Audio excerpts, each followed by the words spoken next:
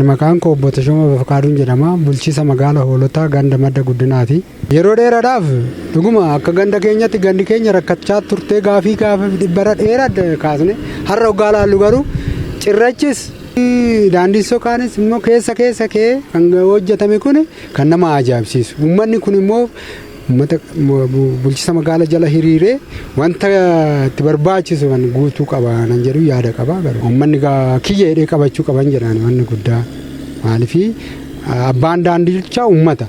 Uummanni kun daandii kana sirriitti kunuunfachuu kan qabu uummata hidheetan garuu yaada akka kootitti garuu nan kunuunsa hidhee yaada. Kan kiyya Addis Saggayin jedhama. Magaalaa Hoolotaati madda guddinaa keessan jiraadha. Hojjaan amma nu hojjetamaa jiru kun baay'ee nama gammachiisu. Dhagaan akkuma ilaaltan kana dhagaa gurguddaatu asiin nu saaqame. Kanaan dura dhagaa kanarraa akkuma kurupheetti deemna akkasi.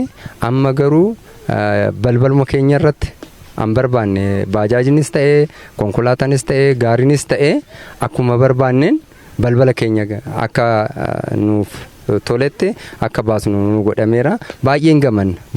Hirmaannaan uummataa kana caala hojjechuudhaaf uummanni kaka'eera. እኔ የመደጉዲና ቀበሌ ነዋሪ ነኝ። ስሜ አዲስ ሰለሞን እባላለሁ። በዚህ መንገድ ስራ በጣም ነው የረካሁት። እኔ ደስታዬ በጣም ወደር የለውም። እዚህ ፊት የነበረውን ድንጋይ ያው ህብረተሰቡ የሚያውቀዋል፣ አካባቢው ህዝብ የሚያውቀዋል እና አሁን በዚህ በመሰራቱ እኔ ሌላ አካባቢ ያለው ነገር ነው የሚመስለኝ እና በጣም ደስ የሚል ነገር ነው። በጣም አሪፍ ነገር ነው። እኔ የቀበሌውም አስተዳደርም ይሁን የከተማችን ከንቲባ ያደረገልን ድጋፍ በጣም የሚበረታታና የሚደገፍ ነው። እንደገና ደግሞ በቃ ህብረተሰቡ ደግሞ ይሄንን መንገድ ደግሞ ሊጠብቀውና ሊንከባከበው የኔ ብሎ ኃላፊነት ተሰምቶት ሊንከባከበው ይገባላል። ህብረተሰቡ በጣም ያለው እንቅስቃሴ በጣም ደስ የሚል ነው። በቃ ባለው አቅም ህብረተሰቡ እየደገፈ ነው። ከዚህ በፊት እዛ አካባቢ የነበረው ድንጋይ ነው። ጋሪ አይገባ፣ መኪና አይገባ፣ እንኳን አይደለም መኪናና ጋሪ ቀርቶ ሰው እንኳን ለመጓዝ በጣም ይከብር ነበር። ጭቃማ ነው። እንደገና ከድንጋይ ዘለን ነበር የምንሄደው። አሁን ይኸው እግዚአብሔር የተመሰገነ ይሁን፣ ደስ ይላል። እኔ ወንድሙ ታደሳ ጀለማ ጅራታ ገንደ ብርብር ሰሲበቲ ተናንዱራ ዳንዲ ከና ረከቻ ቱሬ ገንዶሌን ለማን madda guddinaati fi gandi keenya walitti afooshaanis walitti dhufa waan tokko adda addaa waan walitti dhufuu fi akkaataa walitti dhufnu wallaallet reefallee akkaataa itti baafannu wallaallet turre amma kun hojiin kun qanii sadiin qanii afuriin akkatti tasgabbayee hojjechuun isaa baay'ee galateeffachuu ni barbaanna. Ammas ta'u daandiin nu saaqame kana eeguudhaaf tattaaffii goonaa boo lolaatillee bishaan dabarsuudhaan waanuma hundaanu erguma aduu san maashiniin dhufellee eegumsaanillee ganda ebeluu don ta'in daandiin walqixa waan ta'eef eegumsaan baanee eegaa turre kanumaan itti fufna. Maqaan koo Tolosaa Raggaasaan jedhama. Gaheen hojii koo hojii gaggeessaa itti aanaa mana qopheessaa bulchiinsa magaalaa Hoolotaati. Bara kana hojiilee bu'uura misoomaa akka magaalaatti qabannee jiru keessaa daandii haaraa saaquun cirrachaa afur wajjin kan wal qabatu isa tokko.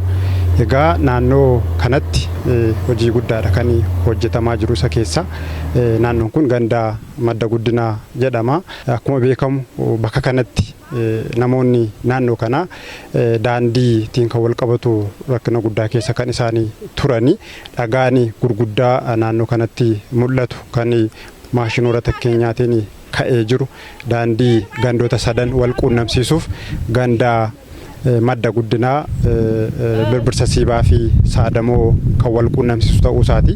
Haa ta'u malee gandoonni kun sadan wal quunnamuuf rakkina guddaa keessa kan isaanii turani. Sababiin isaas daandii kana irra dhagaa gurguddaa kan dhalli namaa irra deemuu hin dandeenyetu jira.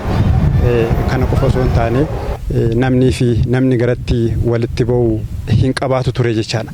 Kanuma bu'uura taasifachuun akka carraa maashina binnee galfanne doozeraatiin kaasuu dandeenyeerra. Ganda kana keessatti daandii keessaa hedduu saaquun cirrachaa kan uffisaa jirru ta'uu isaatichaadha. Hawaasni ganda kanaallee dhugaa dubbachuuf taanaan akkaataan isaanitti hojjettoota keenya hojii kana hojjetan simachaa jiran dheebuu bu'uura misoomaa isaan qaban sirriitti namatti agarsiisa waan ta'eef nutis akka magaalaatti kana maal hubannee jirra.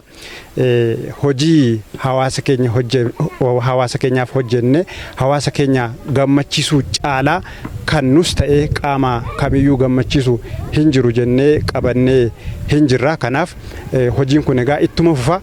Ganda kana keessa qofa osoo hin taane gandoota keenya hafan torban keessatti illee haaluma wal fakkaatuun hojii daandii haaraa bakkee saaqamuu qabu saaquun cirrachaa hin uffisna jennee qabannee kan jirru ta'uu isaati.